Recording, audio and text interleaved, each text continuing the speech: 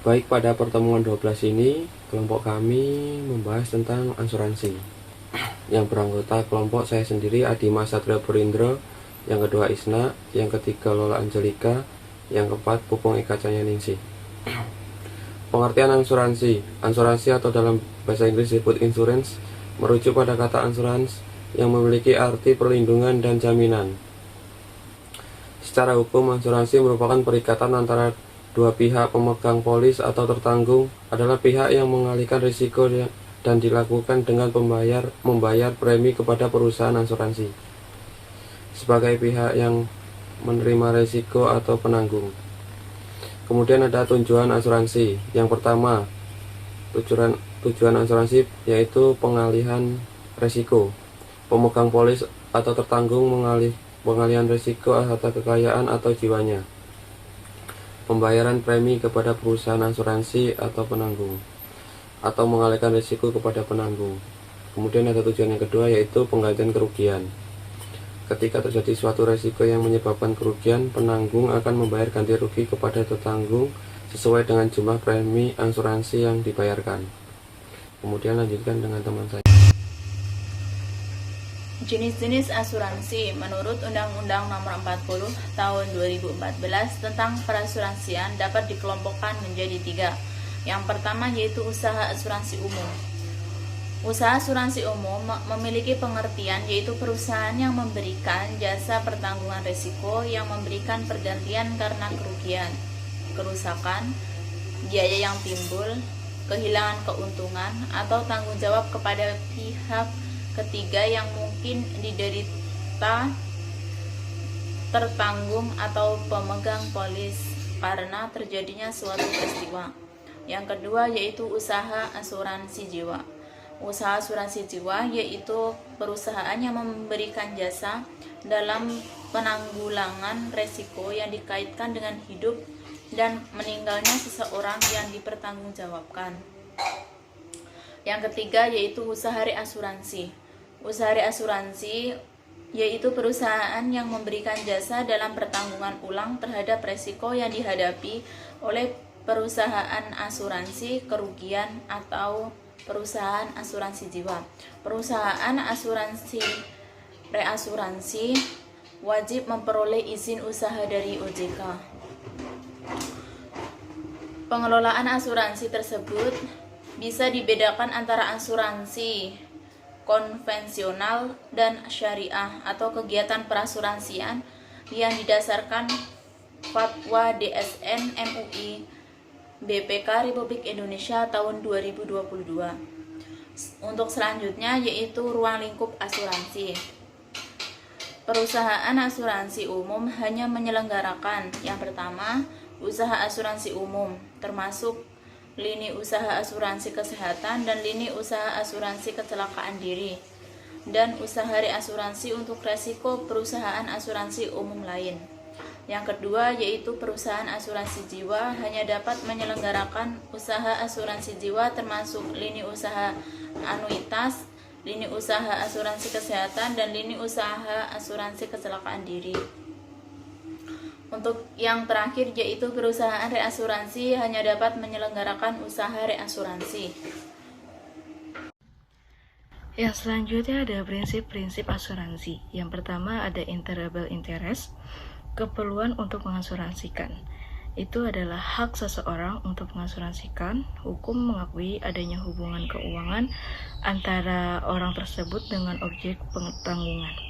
Yang kedua ada utmost good faith, perusahaan asuransi atau penanggung dan pemanggung polis atau tertanggung masing-masing mempunyai hak dan kewajiban untuk mendapatkan informasi mengenai atau memberitahukan secara detail dan jelas atau semua fakta penting material fact terkait dengan penutupan asuransi. Yang ketiga ada indemnity atau ganti rugi, merupakan prinsip yang mengatur tentang pemberian ganti rugi.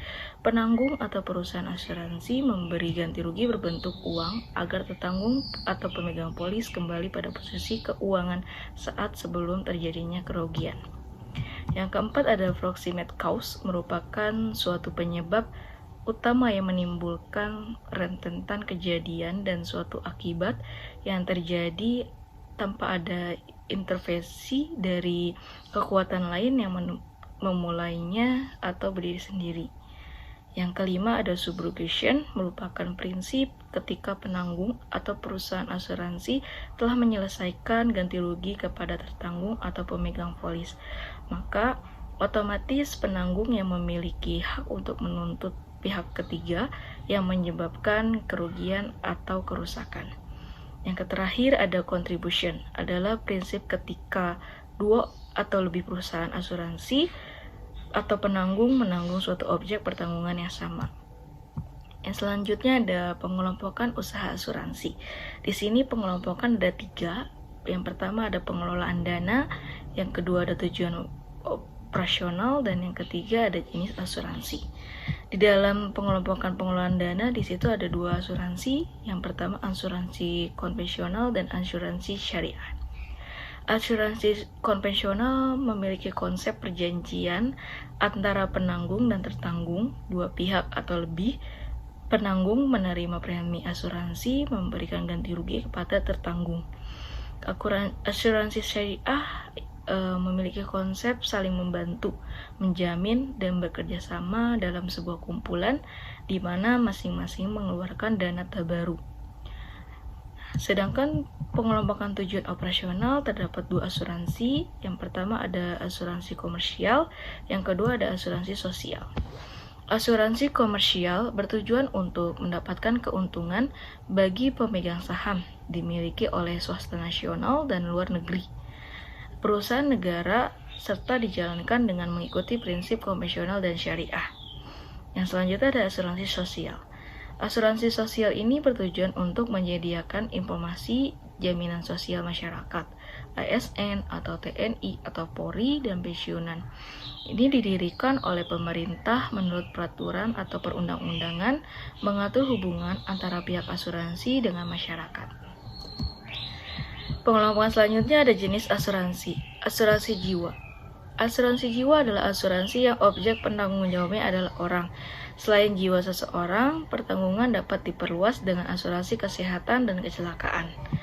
Yang kedua ada asuransi umum, merupakan pemberian jaminan terhadap kerugian yang mungkin terjadi pada harta benda dan memberikan jaminan tanggung jawab hukum kepada pihak ketiga yang mengalami kerugian. Selanjutnya ada polis asuransi.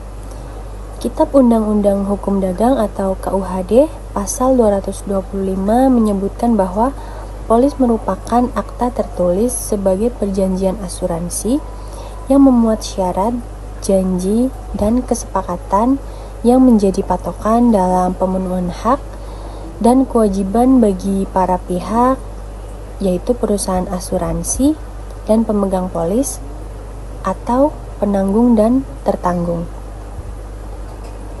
Polis menjadi bukti tertulis mengenai perjanjian asuransi perusahaan dan asuransi para pemegang poli. Kemudian yang terakhir ada kesimpulan. Asuransi adalah peniadaan resiko kerugian yang datang tak terduga sebelumnya yang menimpa seseorang dengan cara menggabungkan sejumlah orang yang menghadapi resiko yang sama, dan kemudian mereka itu membayar premi yang besarnya cukup untuk menutupi resiko kerugian yang mungkin atau pasti menimpa salah satu seseorang atau lebih di antara mereka. Sekian yang dapat kelompok kami sampaikan. Apabila ada tutur kata yang kurang berkenan dan Anda salah kata, kami mohon maaf. Billahi taufiq wal hidayah. Wassalamualaikum warahmatullahi wabarakatuh.